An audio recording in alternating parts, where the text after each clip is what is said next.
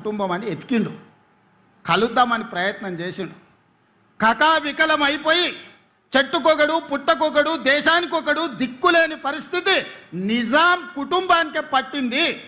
నీ కుటుంబం ఎంత ఈకలోది తోకలోది. ఇయాల నువ్వు అనుకుంటున్నామేమో చాలా ఉన్నాయని, ఏది ఉండదు బిడ్డ. బిచ్చమెత్తుకొని బతకాల్సి వస్తుంది. తెలంగాణ సమాజం గమనిస్తుంది. ప్రపంచానికి ఆగర్భ శ్రీమంతుడైన నిజాము మూడో తరం వచ్చే లోపల చూద్దామంటే కూడా దొరకని పరిస్థితి ఈ ప్రాంతంలో ఉత్పన్నమైంది. నువ్వెంత, నీ బిషాత్ ఎంత, నీ జాతి ఎంత? నీ జాతి ఈ ప్రజా పరిపాలన మీద శాపనార్థాలు పెడుతుందా? చర్చకు రమ్మంటే చేత కాదు, అసెంబ్లీకి రమ్మంటే ఇంట్లో వండుకుంటాం.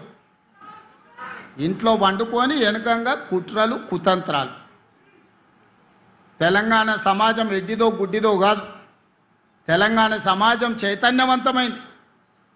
అదే సమయంలో తెలంగాణ సమాజం సంయమనంతో వ్యవహరిస్తుంది.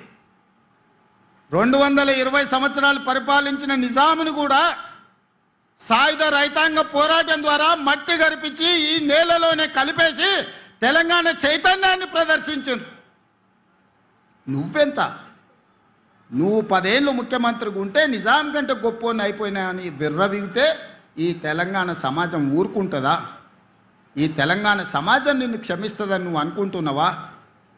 అందుకే మిత్రులారా, ఈనాడు అందశ్రీ అనేవాడు ఆధిపత్యం తెలంగాణ మీద ప్రదర్శించాలనుకున్నప్పుడు, ఈ తెలంగాణని ఆక్రమించుకొని ఈ తెలంగాణను దోసుకోవాలనుకున్నప్పుడు ఏ తరమైన అందశ్రీ మళ్ళీ పుడతాడు.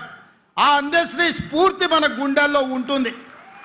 ఎవడు ఈ తెలంగాణను చెరబట్టలేడు. ఎవడు శాశ్వతంగా ఈ తెలంగాణను దోచుకున్నని వికటట్టహాసం చెయ్యలేడు. అప్పుడు అందశ్రీ తప్పకుండా వస్తాడు, పాటై వస్తాడు, తెలంగాణ సమాజాన్ని చైతన్యం చేస్తాడు.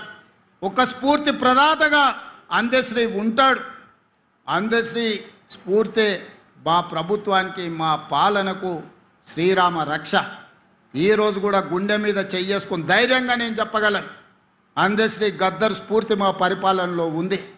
మాట కోసం నేను ఈ మాట చెప్పట్లేదు, నిజమైన స్ఫూర్తిని తీసుకొని ఈరోజు పరిపాలన అందిస్తున్నా. 60 రోజుల్లో 11,000 టీచర్ ఉద్యోగాలను నోటిఫికేషన్ నుంచి ఉద్యోగ నియామక పత్రాల వరకు నిరుద్యోగ యువకులకు అందించినాం. ఈనాడు నిరుద్యోగ యువకులకు నేను విజ్ఞప్తి చేస్తున్నా, ప్రతి ఖాళీని భర్తీ చేసే బాధ్యత మీ రేవంత్ అన్నది. మాయగాళ్ళ మౌటలో పడకండి. ఆనాడు కూడా ఇట్లానే 100 రూపాయలు పెట్టి పెట్రోల్ తెచ్చుకున్నారు, 10 పైసలు పెట్టి అగ్గిపెట్టె తెచ్చుకోలే, అగ్గిపెట్టె రావు. ఎవడన్నా పుణ్యాత్ముడు ఆ 10 పైసలు అగ్గిపెట్టె తెచ్చి గీర్నుంటే ఈ తెలంగాణ సమాజానికి బాధనే ఉండేది కాదు. అది చూసి భావోద్వేగానికి లోగైన తెలంగాణ బిడ్డలు, ఓ శ్రీకాంతాచారి, ఓ ఈశాన్ రెడ్డి, ఓ వేణుగోపాల్ రెడ్డి, ఓ సురేష్ నాయక్, ఓ యాదయ్య, ఓ కానిస్టేబుల్ కిష్టయ్య ఉరి కొయ్యలకి ఏలాడిన బగబగ వండే నిప్పుల్లో తెలంగాణ కోసం అమరవీరులైన. కానీ వాళ్ళ కుటుంబంలో ఒక్కడికైనా ఘోరంత గీతైన పడ్డదా ఆలోచన చేయండి సోదరులారా. ఎంత దుర్మార్గులో, ఎంత కుట్రపూరితమైన జాతో ఆ జాతి ఈ తెలంగాణ సమాజాన్ని, తెలంగాణ జాతిని చెరబట్టాలని ఆలోచన చేస్తుంది.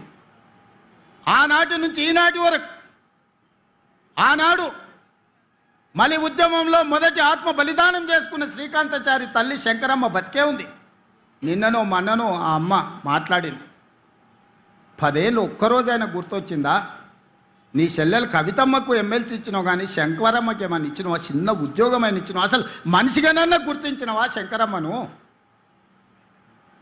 ఎంత దుఃఖం ఉండింటుంది ఆ తల్లి కడుపులో కొడుకును కోల్పోయినప్పుడు. చెట్టంత కొడుకు చేతికొచ్చి తన భవిష్యత్తు బంగారంగా ఉంటుందని ఆ తల్లి కళ్ళలు కన్నప్పుడు,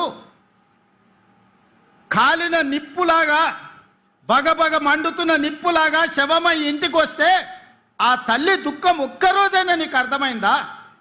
ఎందుకంటే నీ జాతిలో కానీ నీ కుటుంబంలో కానీ ఎవరికి గీత కూడా పడలేదు, ఎవ్వడు సావలేదు. మంది చచ్చిపోయినరు కాబట్టి, సమితలు అయినరు కాబట్టి, ఆ సమితలనే నీ మెట్లుగా మార్చుకొని అధికారంలోకి వచ్చినావు. ఇవాళ అదే శంకరమ్మకు మేము ఈరోజు మహిళా కమిషన్ సభ్యురాలను చేసినాం. తెలంగాణ ఉద్యమ స్ఫూర్తిని నింపిన ఆడబిడ్డ వీరనారి చాకలి ఐలమ్మ మనకు స్ఫూర్తి. వీరనారి చాకలి ఐలమ్మ మనమరాల్ని ఈరోజు మనము మహిళా కమిషన్లో సభ్యురాలుగా నియమించినాం. ప్రొఫెసర్ కోదండరామ్ గారిని ఎమ్మెల్సీగా చేసినాం. ఎన్ని ఉద్యమకారులకి ఈరోజు గౌరవించినామో ఒక్కసారి లెక్క తీయండి. మా బట్టి గారికి విజ్ఞప్తి చేస్తున్నా, తెలంగాణ ఉద్యమంలో ముందు బాగాన నిలబడి రెక్కల్ని ముక్కలు చేసుకొని గొంతుని విప్లవాలకు అంకితం చేసిన కుటుంబాలను 9 మందిని గుర్తించి రాష్ట్ర ప్రభుత్వం అధికారికంగా కవులను, యాదగిరి లాంటోళ్లను, చాలామందిని, గోరె టెంకన్నను, పార్టీని జెండాను చూడకుండా ఈ గొప్ప కవులను సత్కరించి ₹1 కోటి ప్రతి కుటుంబానికి ఆర్థికంగా వాళ్ళు వయసు మొత్తం ఈ తెలంగాణ జాతికి అంకితం చేసి రెక్కలు ముక్కలు చేసుకున్న వాళ్ళు ఈ వయసులో పిల్లలకు కనీసం చదివించడానికో, పట్టెడు అన్నం పెట్టడానికో, పెళ్లి చేయడానికో ఆర్థిక స్తోమత లేని పరిస్థితుల్లో 9 మంది కవులను తెలంగాణ అవతరణ దినోత్సవం రోజు సన్మానం చేయడం కాదు, తలా ₹1 కోటి ఆర్థిక మద్దతు మన రాష్ట్ర ప్రభుత్వం ఇచ్చింది. ఇది నా సొమ్ము కాదు, ఇది ప్రజల సొమ్ము. ప్రజల కోసం పనిచేసిన వాళ్ళకు చెందాలి అని ఆ కవులను, గాయకులని ప్రభుత్వం సన్మానించింది, గౌరవించింది, ఆర్థికంగా సహాయాన్ని అందించింది. ప్రజా జీవితంలో ఉన్న వాళ్ళకు చాలామందికి ఈరోజు మనం ప్రజాప్రతినిధులుగా అవకాశం ఇచ్చిన గిన్నే మా దయాకర్ ఉన్నట్టున్నాడు, ఉద్యమంలో ఉన్నాయన, తెలంగాణ ఉద్యమంలో పనిచేసిన ఆయన ఈరోజు ఎమ్మెల్సీ వేదిక మీద ఉన్నాడు. దయాకర్ ఉన్నట్టున్నాడు, దయాకర్ని ఎమ్మెల్సీ చేసినాం. ఆనాడు తెలంగాణ ఉద్యమంలో పనిచేసినాడు. ఇట్లా నేను చెప్పుకుంటూ వెళ్తే 100 మందికి అవకాశాలు కల్పించింది ఈ ప్రభుత్వం. అందుకోసం మేము దిగిపోవాలా? ఎందుకోసం దిగిపోవాలి? పోవాలి అని అంటున్నాడు. ఎందుకోసం పోవాలి? నువ్వు దోసుకోవడానికి పోవాలనా? నీ దొంగతనాల కోసం మేము దిగిపోవాలనా? నీ కుటుంబ దురాశ కోసం మేము దిగిపోవాలనా? ఆడపిల్లలకు ఉచితంగా బస్సు ప్రయాణం ఇచ్చినందుకు మేము దిగిపోవాలనా? ప్రతి ఇంట్లో రేషన్ కార్డు ఇచ్చినందుకు దిగిపోవాలనా? ప్రతి పేదవాడికి 3,28,00,000 మందికి సన్న బియ్యం 6 కిలోల లెక్కన ఈరోజు బుక్కడి బువ్వ పెడుతున్నందుకు మేము దిగిపోవాలనా? 200 యూనిట్లు 50 లక్షల కుటుంబాలకు ఉచితంగా ఇచ్చినందుకు దిగిపోవాలనా? 7 లక్షల మందికి ఇందిరమ్మ ఇండ్లు ఇచ్చినందుకు మేము దిగిపోవాలనా? 500 రూపాయలకే సిలిండర్ ఇచ్చినందుకు మేము దిగిపోవాలనా? 70,000 ప్రభుత్వ ఉద్యోగ ఖాళీలను భర్తీ చేసినందుకు మేము దిగిపోవాలనా?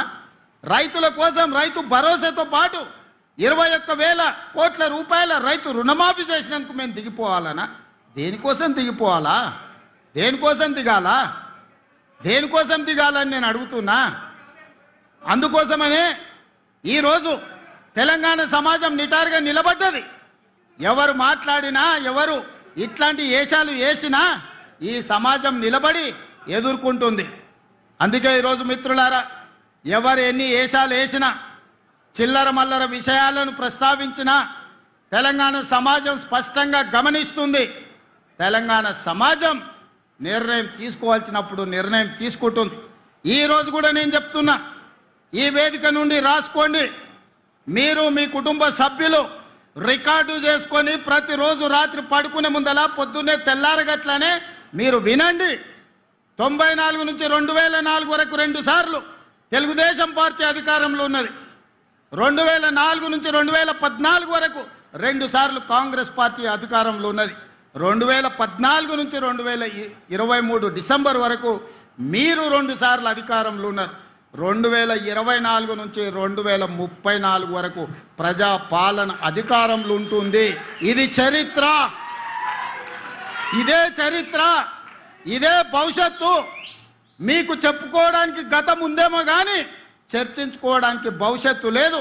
మీకు భవిష్యత్తు లేకుండా మీ భవిష్యత్తును భావి తరాలకు మీరు చేసిన దుర్మార్గాలను ఒక పాఠంగా చరిత్రకు అప్పచెప్పే బాధ్యత మేము తీసుకుంటాం.